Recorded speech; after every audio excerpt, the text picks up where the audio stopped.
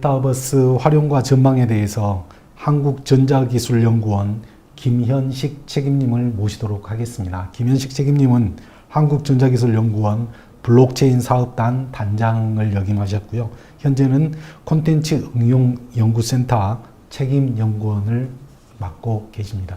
그럼 발표 부탁드리겠습니다. 네, 안녕하십니까. 한국전자기술연구원의 김현식입니다.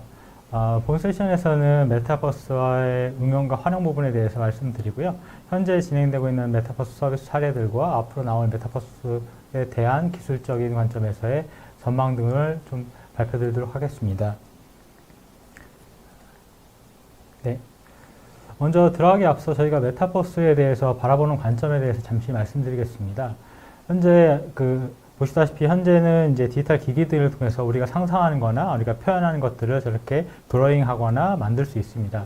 근데 현재까지는 2D 기반의 드로잉에서 오는 요소들만 봤다면은 향후에는 저것들을 실제 가상 공간 안에 입체적으로 표현해서 실제 만질 수 있는 느낌과 거기서 오는 입체감들을 느끼기를 원합니다. 그래서 이런 것들을 가능하게 해준다는 차원에서 메타버스 쪽에 이렇게 오늘날 열광하고 있는 것 같고요. 그 다음으로는 지금까지는 자기가 상상하고 있는 거나 아니면 자기가 표현하고 싶은 거를 스토리를 만들어 그걸 스토리텔링을 통해서 표현하고 그걸 통해서 사업하거나 하는 형태였다면은 앞으로는 이렇게 만들어진 스토리 안에서 내가 이 스토리를 텔링하는 수준이 아니라 스토리를 느끼고 실제 체험할 수 있는 스토리 리빙 세상으로의 전환이 좀 을 바라보고 있습니다. 그래서 이런 것들을 가능하게 해주는 것이 메타버스가 아닌가 하는 차원에서 지금처럼 이렇게 메타버스에 대한 이슈들이 많이 나오는 것 같습니다. 메타버스의 의미적인 해석이나 기술적 해석은 앞에 말씀하셨던 두 교수님께서 잘 말씀해 주셔서 이 부분은 넘어가도록 하겠습니다. 그리고 저희가 이제 메타버스를 항상 얘기를 하다 보면은 기존의 디지털 트윈과 메타버스의 차이점에 대해서 좀 다들 궁금해 하십니다. 이거는 저희 개인적인 의견입니다. 디지털 트윈 같은 경우는 다분히 산업화를 통한 이제 디지털 트랜스포메이션에서 나온 기술이 될 것 같습니다. 그래서 기존에 있는 설비나 장비, 공간 등을 정말로 똑같이 만들고 여기에 속성값까지 포함해서 실제로 시뮬레이션을 통한 예측과를 통한 성능 최적화 쪽을 포커스를 뒀다면요. 메타버스는 사실은 실객체를 많이 모사하고 해서 동일하게 만들기도 하지만 실제 그것보다는 그 공간 내에서 같이 활동하고 그 활동을 통해서 활동을 통한 경험 가치를 서로 공유할 수 있는 형태의 실가상 융합 세계라고 보시면 될 것 같습니다. 그래서 그 디지털 트윈 쪽에 상단에 있는 XR 트윈 같은 경우가 현재 메타버스 서비스로 나오고 있는 것들의 대부분이 여기에 해당되는 것 같고요. 그래서 기존의 디지털 트윈과 XR 기술을 융합한 XR 트윈을 기반해서 실가상 공간에서 현재에서는 많은 서비스들이 이루어지고 있고 이게 완전히 이제 가상 공간으로 넘어갔을 때는 넘어가고 많은 다수의 참여자들이 동시에 참석해서 이 경험들을 공유할 수 있는 세상은 메타버스 쪽이 될 것 같습니다. 그러면은 이 메타버스를 바라보고 있는 빅테크 기업들의 관점에 대해서 잠시 말씀드리겠습니다. MS나 엔비디아처럼 기존에 이제 디지털 트윈 쪽을 포커스를 해서 그 업무적인 협업 환경 구성이나 이런 것 쪽을 포커스했던 데들도 마찬가지로 MS 같은 경우는 메시 기반의 서비스들을 이제 메타버스로 표현을 하고 있고 그 세상을 위해서 전부 다 달려가고 있고요. 엔비디아 역시 기존의 업무 협업 툴 같은 거를 연장하고 옴니버스라는 커넥션을 툴 속에서 실제 메타버스 안에서 구현할 수 있는 가상 객체들을 서로 연동하고 서비스를 할 수 있는 형태까지를 바라보는 형태로 메타버스를 추진하고 있습니다. 아울러 페이스북 같은 경우는 이제 소셜 VR 쪽을 좀 더 확장한 개념으로 이제 메타버스에 대해서 바라보고 있고요. 그렇다면 이제 글로벌 빅테크 기업들은 이렇게 장기적인 미래 비전을 갖고 메타버스를 준비하고 있는데 국내 같은 경우에 대해서는 실제 아직까지는 앞서 말씀하신 것들처럼 제페토나 이런 데서 볼 수 있는 아니면 SKT에서 이 브랜드 쪽에서 볼 수 있는 이런 요 정도 지금 현재 수준이고요. 그래서 이런 것들을 봤을 때는 우리 국내에서도 이제 메타버스라는 큰 비전을 갖고 어떤 식으로 향후에 메타버스를 저희가 구현을 하고 어떤 서비스를 할지에 대한 좀 장기적인 관점에서 접근이 좀 필요할 것 같습니다. 이렇게 말씀드리는 경우는 이유는 메타버스라는 자체가 다들 아시겠지만 이게 기술의 누적성과 전율성이 높은 영역입니다. 그래서 기존에 이제 서비스 참여자들을 갖고 있거나 아니면 기술적으로 완성도가 있거나 한 기업들이 사실은 보다 많은 참여자들을 유도할 수 있고 보다 많은 사용자들을 유도시킬 수 있고 이를 통해서 점점 생태계를 확장을 시킬 수 있습니다. 이러다 보니까 상대적으로 기술력과 기존의 시장 장악성을 갖고 있는 글로벌 빅테크 기업들이 플랫폼 쪽을 주도를 하고 있고요. 그래서 이런 현상 속에서도 국내에서 대기업뿐만 아니라 중소기업, 연구소 등 아니면 개인들이 이 메타버스를 어떤 식으로 접근해야 될지, 그 다음에 나한테 맞는 메타버스는 뭔지에 대해서는 각자의 좀 고민이 필요한 시기입니다. 그래서 크게 말씀드리면은 실제 기업에서 활용할 수 있는 메타버스는 범용적으로 쓸 수 있는 건 저희 오피스 환경에서 있는 메타버스 오피스라는 소프트웨어로 접근할 수 있을 것 같고요. 그 다음에 산업 쪽에서는 특정 기존의 이제 디지털 트윈처럼 자동화시킬 수 있는 것들을 보다 업그레이드 시킨 형태로 갈 수 있습니다.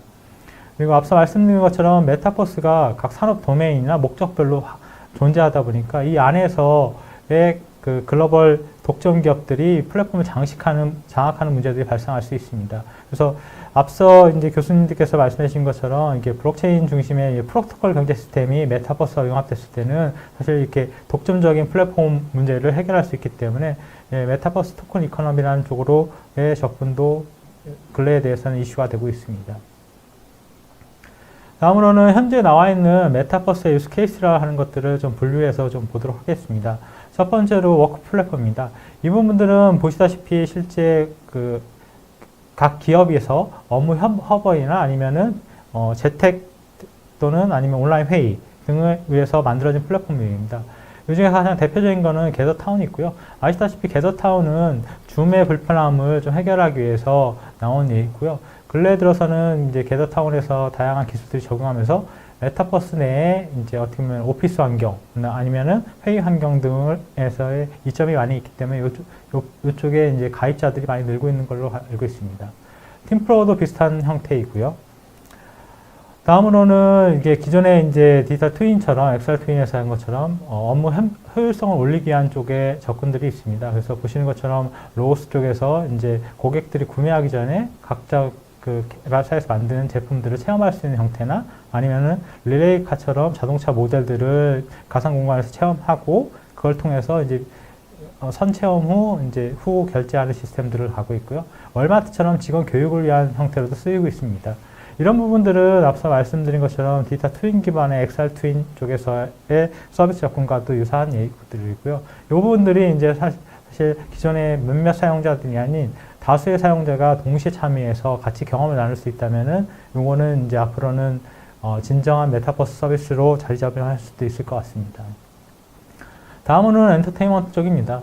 아시다시피 게임 쪽이나 엔터 쪽에서는 사실 가상 환경에서의 이런 이슈들이 예전부터 지속적으로 있었고요. 근래 들어서 이제 포트나이트나 로블록스, 동물의 숲 등이 이슈화되면서 이쪽에서의 접근들이 많이 일어나고 있습니다. 그리고 말씀하신 것처럼 이제 코로나 상태 때문에 이렇게 랜선 여행이나 아니면 특정한 국내 축제라든지 이런 것들을 좀 홍보하기 위해서 메타버스 적용한 사례들이 있습니다. 대표적으로는 제페토가 있을 수 있고 한국관광공사에서 실시했던 오디션 프로젝트들이 있을 수 있고요. 그리고 전시회 역시도 뒤에서도 얘기 드리겠지만 NFT 기술과 결합하여 메타버스 환경에서 체험할 수 있는 형태들을 많이 제공하고 있습니다. 특히나 이제 전시 같은 경우에서는 기존의 이제 미술품들을 가상 환경 내에서 체험할 수 있다는 측면이 있고요. 그리고 그 불가리 컬러처럼 명품들을 전시할 때도 메타버스 환경에서 이렇게 홍보할 수 있는 애들이 있습니다.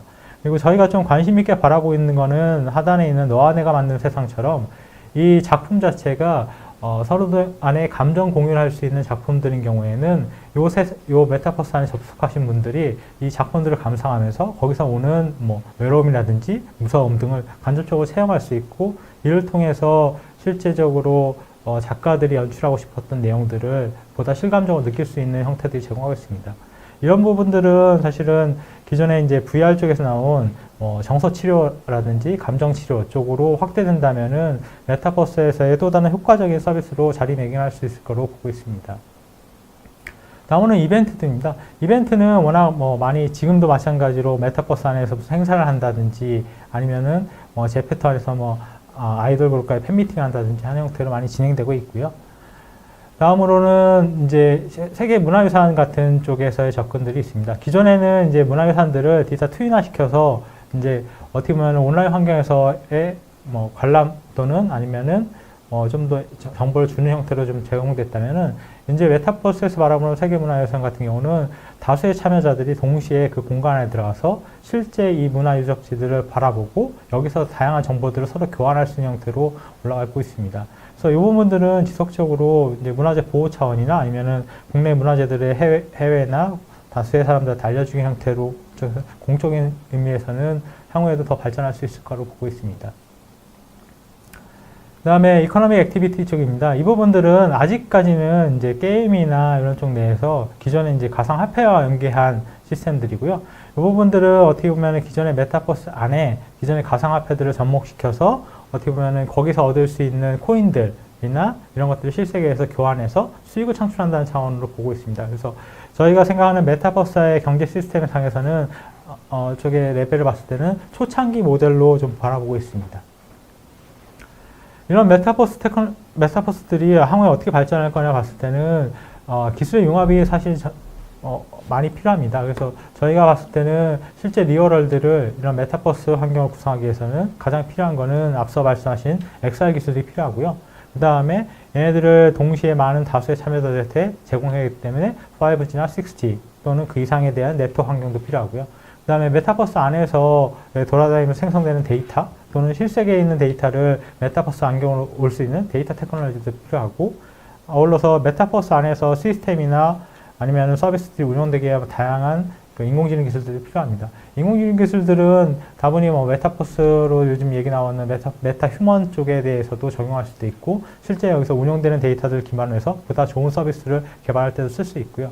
그리고 마지막으로는 이제 메타버스 안에서 이런 실물 경제처럼 가상 경제 활동을 하기 위한 블록체인 시스템 또는 메타버스도 또 하나의 가상 속에 있는 사회생활이다 보니까 여기서 발생할 수 있는 다양한 사이버 폭력이라든지 사이버 불링 문제 등을 좀 막기 위한 보안 쪽의 이슈들이 발생할 수 있을 것 같습니다.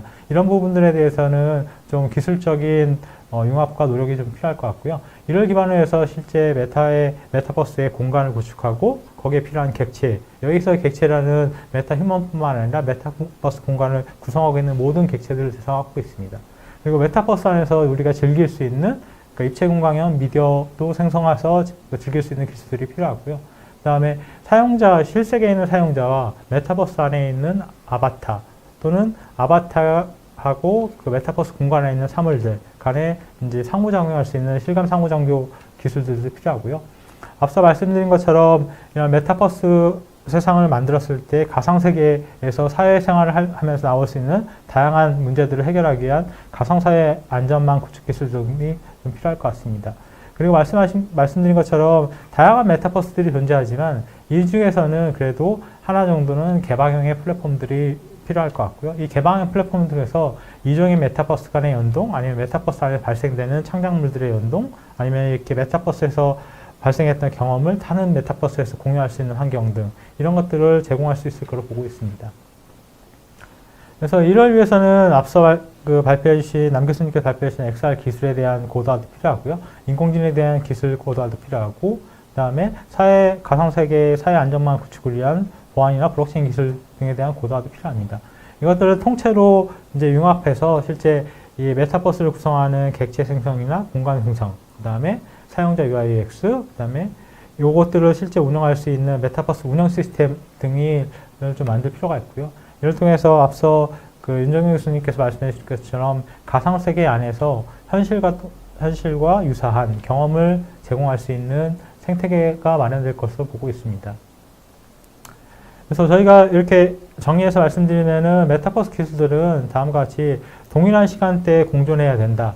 다수의 사용자들이 공동 참여해서 활동할 수 있어야 된다. 그 안에서 단순히 게임이나 아니면 특정 거래나 이런 것뿐만이 아니라 다양한 사회, 문화적, 경제적 활동을 할 수 있어야 된다. 그리고 실제 현실과 다른 가상세계이기 때문에 이 물리적 한계를 극복해서 하지만 실세계에 있는 정보들을 반영해야 되는 이슈들을 보고 있고요. 이를 위해서는 이제 공간 컴퓨팅이나 디지털 휴머화 시키는 기술, 그다음에 인프라도 필요하고 시큐리티도 필요하고요. 이런 걸 토대로 해서 현실 세계에 있는 다양한 객체를 외형적으로 표현하는 것뿐만 아니라 현실 세계에서 발생할 수 있는 데이터들을 메타버스 안을 갖고 올 수 있는 데이터 동기화가 필요하고요. 그 다음에 실세계의 인물과 가상세계의 인물 또는 가상 객체 간에 연동할 수 있는 상호작용이 필요할 것 같습니다. 이를 통해서 이제 산업 도매변도 필요한 비즈니스 모델에 따라서 적용하여 여기서 또 다른 가치 창출할 수 있는 모습들이 나올 것으로 보고 있습니다. 그러면은 앞으로 바라봤을 때 그 메타버스가 향후에 진화하는 방향은 어떻게 나갈 거를 봤을 때는요. 메타버스 자체를 만들 수 있는 제작 환경과 그다음에 앞서 말씀드린 인터페이스, 이거는 이제 실가상 세계를 연결하는 커넥티비티 쪽에 대한 이슈들이 향후에도 계속 발생할 수 있을 것 같고요. 그다음에 메타버스를 구성하고 있는 뭐 객체인, 메타버스 아바타 등에 대한 인공지능화 기술, 그다음에 메타버스 시스템을 안정적으로 운영할 수 있는 시스템 메타버스 AI 기술, 그리고 메타버스 안에서 이제 경제나 사회 활동할 수 있는 보안 블록체인 쪽의 기술들이 필요할 것 같고요. 이를 기반으로 해서 이제 다양한 서비스들을 기존의 IP 플랫폼들과 연계해서 서비스 모델을 만들어낸다면은 이런 커넥티비티와 자율 성장하는 이슈, 그다음에 이를 통해서 가치 생산할 수 있는 부분들로 향후에는 나아갈 것으로 보고 있습니다. 이런 측면에서 현재 가장 이쪽에서 앞서 나가고 있는 대표 기업들 또는 키 플레이어들에 대해서 잠시 바라보겠습니다. 메타버스 쪽에 들어가는 컨텐츠나 저작물 등을 이제 만들어내는 쪽으로는 다들 아시는 가장 대표적인 기업이 유니티나 언리얼이 있습니다. 그러니까 유니티 같은 경우는 좀 어떻게 보면은 언리얼보다는 낮은 수준의 모델을 제공하지만 확장성이나 유연성 또는 개발자들이 워낙 많기 때문에 다양하게 빠른 시간 내에 빨리 개발해보고 적용해볼 수 있는 이점들이 있고요. 언리얼 같은 경우에는 실제 인물 또는 실제 객체를 똑같이 모사할 경우에 많이 사용하고 있고, 이런 경우에는 완성도가 높은 중심의 모델들을 만드는 쪽에 있고요. 언리얼도 마찬가지 유니티를 의식해서 그런지 모르겠지만 오픈소스화이기 때문에 이 두 개 기업들이 향후에 어떤 식으로 진행하는지에 따라서 메타버스 쪽의 이제 제작 환경이나 그다음에 실제 실물 메타버스 쪽의 결과물들의 완성도들이 좀 달라질 거로 보고 있습니다. 국내에도 뭐 맥스나 시어스의 페어로랩스 등이 관련해서 연구들을 진행하고 있고요. 두 번째로는 이제 메타버스를 바라보는 관점이 이런 가상 실가상 융합 가치 공유, 경험 가치를 공유할 수 있는 실가상 융합 세계 쪽을 바라볼 때 기존에 이제 2D 웹이 아닌 공간형 웹으로 바라보고 있는 측면도 있습니다. 그래서 기존에 저희가 인터넷을 검색해서 빨리 검색하고 대량의 정보를 볼 수 있는 이제 웹이었다면은 메타버스를 기반으로 한 공간형 앱 같은 경우는 실제 이 공간 안에서 가치 경험을 공유하게 되기 때문에 맥락 위주나 아니면 사용자가 동시에 참여해서 같은 가치를 경험할 수 있는 활동으로 보고 있습니다. 이런 측면에서는 가장 이제 요거를 추진해서 나가고 있는 게 엔비디아 쪽이고요. 그래서 엔비디아는 이제 어떻게 보면은 뒤쪽에서도 말씀드리겠지만 기존에 이제 2D 앱 쪽에서 3D 앱 쪽으로 발전하는 방향보다는 처음부터 3D로 접근하는 3D 앱 쪽을 모색을 하고 있고요. 요 안에 들어와서 다양한 창작자들이나 아니면 다양한 회사들, 다양한 엔지니어들이 협업할 수 있는 이제 개방형 표준의 인터페이스들을 제공하고 있습니다.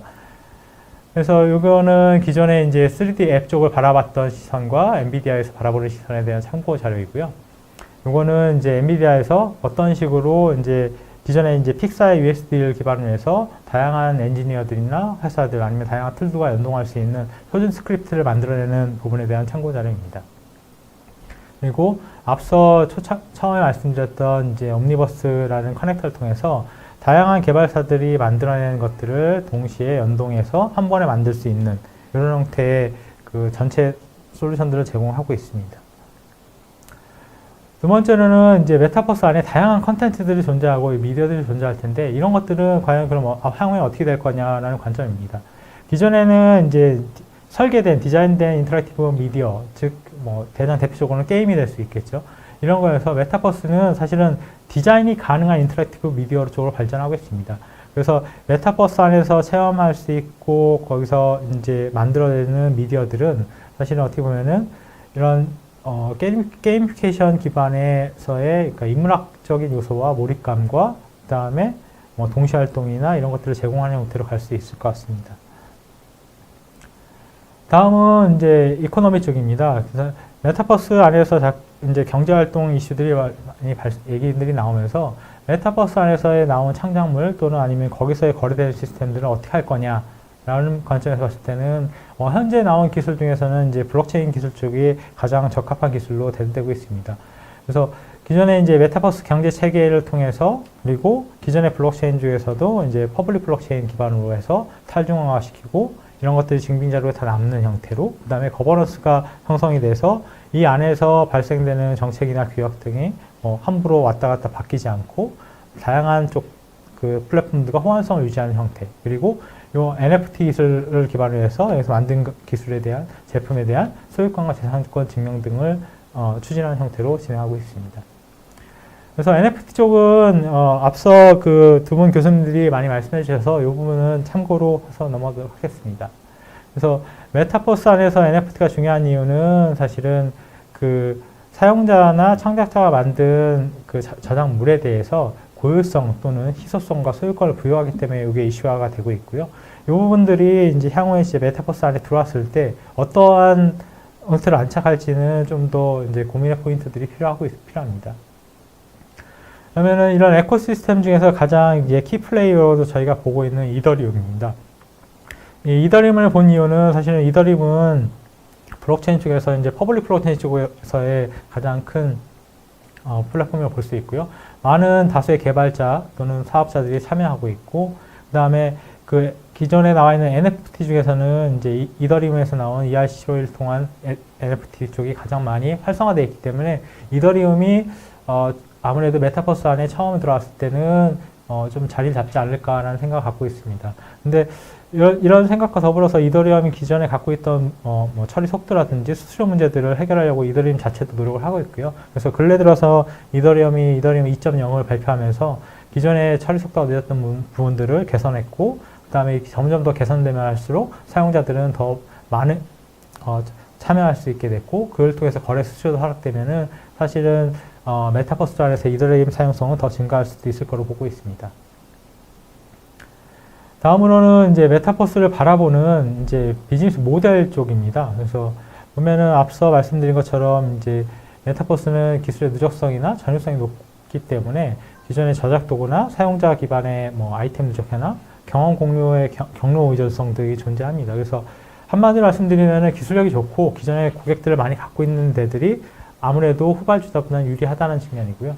그래서 이런 것들을 따라잡기 위해서는 사실은 국내에서는 공공적인 측면의 메타버스하고 실제 민간 쪽에서 발생할 수 있는 메타버스에 대한 구분을 좀 해야 될 것 같고, 그걸 기반으로 해서 목적별로 메타버스들을 어떤 식으로 개발할지에 대한 고려들이 필요합니다. 현재 나와 있는 메타버스 쪽에서의 비즈니스 모델은 메타버스 안에서 있는 컨텐츠 제작이나 아니면 기반의 판매 또는 아니면 미디어 중개 수수료, 마케팅 수수료 아니면 구독 형태 등이 존재하고 있고요. 이런 걸 기원했을 때 만약에 자사에서 개발하는 이런 서비스들이나 이런 것들이 어떤 쪽에 적합한지는 좀 사전에 좀 고민이 된 상태에서 이 서비스를 바라봤으면 하는 바람이 있습니다. 다음으로는 이제 스튜디오 이슈가 있습니다. 기존에도 버추얼 스튜디오라는 게 존재하고 국내에 이제 4개의 스튜디오들이 있는데, 기존 같은 경우는 이제 배경 쪽을 이제 LED 월로 한 다음에 가상 배경 안에서 많은 컨텐츠를 제작할 수 있는 형태가 되어 있습니다. 근데 이제 지속적으로 이런 메타버스 서비스를 운영하려면은 그 안에 있는 다양한 객체도 필요할 테고, 메타 휴먼도 필요할 테고, 다른 컨텐츠들이 많이 필요합니다. 그래서 이런 것들을 이제 다양한 이제 중소기업이나 개발자들한테 제공할 수 있는 이제 3차원 플랫폼으로서의 메타버스 스튜디오들이 좀 있어야 되지 않을까라는 개인적인 생각을 갖고 있습니다. 다음으로 그 앱 생태계 쪽에 대해서 잠시 말씀드리겠습니다. 저희가 기존에 이제 안드로이드 스토어나 아니면 애플 앱 스토어 등에서 앱을 한참 많이 개발해 왔고요. 그래서 지금 앱 등록하는 회사들이 상당히 많습니다. 근데 현재 그 앱들로 통해서 이제 앱 비즈니스 통해서 얻는 수익은 상대적으로 적고 있고요. 반면에 이렇게 메타버스를 지원하고 있는 뭐 오큘러스 쪽이나 이런 쪽에 등록되어 있는 앱들 같은 경우는 상대적으로 큰 수익을 내고 있습니다. 보시다시피 뭐 오큘러스 퀘스트 2 같은 경우는 올해만 해도 이제 판매량 수가 한 1,500만 대 이상으로 추정을 하고 있고요. 여기에 이제 등록되어 있는 앱 회사들이 한 6개월 사이에 120억 매출 달성한 것도 6곳이 있고, 통상적으로 뭐 올해만 기준으로 봤을 때는 한 3분의 1 정도가 6개월에 한 10억 이상 정도의 수익을 얻는 걸로 보고 있습니다. 그래서 기존에 이제 앱 개발사 또는 앱을 통해서 수익을 창출하셨던 분들 같은 경우는 이 메타버스를 지원해주는 이런 디바이스 쪽 생태계 쪽에도 관심을 가지시고 이쪽에 들어가셔서 관련 앱들을 좀 하시는 것도 도움이 될 거라 보고 있습니다. 그리고 이런 걸 통해서 실제 메타버스가 활성화된다면 다양한 직업군들도 발생할 수 있습니다. 그래서 뭐 기존에 있는 메타버스 안에 있는 디자인이나 아니면 제품들 만드는 창작자들 뿐만 아니라 그다음에 메타버스 안에서의 아바타나 아니면 환경을 통해서 뭐 드라마를 제작할 수 있는 PD 등 있고, 그 다음에 이런 메타버스 월드를 만들 수 있는 빌더들, 그 다음에 메타버스에서의 아바타들이 완전히 100% 이제 인공지능화 되기 전까지는 정말로 사람 친화적인 서비스를 할 때 아바타 대역을 할 수 있는 이제 역할에 대한 직업군들도 발생할 수 있을 거고요. 그래서 이런 다양한 메타버스가 활성화될수록 나올 수 있는 직업군들이 다양하기 때문에 이런 부분에 대한 뭐 육성이나 교육 시스템도 필요할 것으로 보고 있습니다. 네, 앞서 말씀드린 것처럼 메타버스가 현재까지 온 거와 앞으로 가야 될 방향들, 그다음에 무궁무진한 발전 가능성은 있지만 여기에서는 사실은 큰 고려해야 될 부정적인 측면에서의 고려할 부분도 있습니다. 왜냐하면은 메타버스는 MZ세대다라는 측면들이 있기 때문에 기존 세대와 MZ세대 모두 다 활용할 수 있는 메타버스는 없을까? 이런 부분에 대해서 고민이 필요하고요. 말씀드린 것처럼 가상세계에서 발생할 수 있는 다양한 사회적 이슈들을 해결할 수 있는 법적인 제도 아니면 기술적인 이슈들을 어떻게 해야 될 것인가에 대한 이슈들도 볼 수 있고요. 너무나 몰입감이 높은 메타버스 같은 경우는 그걸 통해서 이제 영향을 받는 분들이 있기 때문에 이런 부분들을 어떻게 막을 건지에 대한 어떻게 보면 네거티브적인 측면도 같이 고려해서 향후에 메타버스를 좀 더 발전화시키는 쪽으로 노력할 필요가 있을 것 같습니다. 네, 이상으로 발표를 마치도록 하겠습니다. 감사합니다.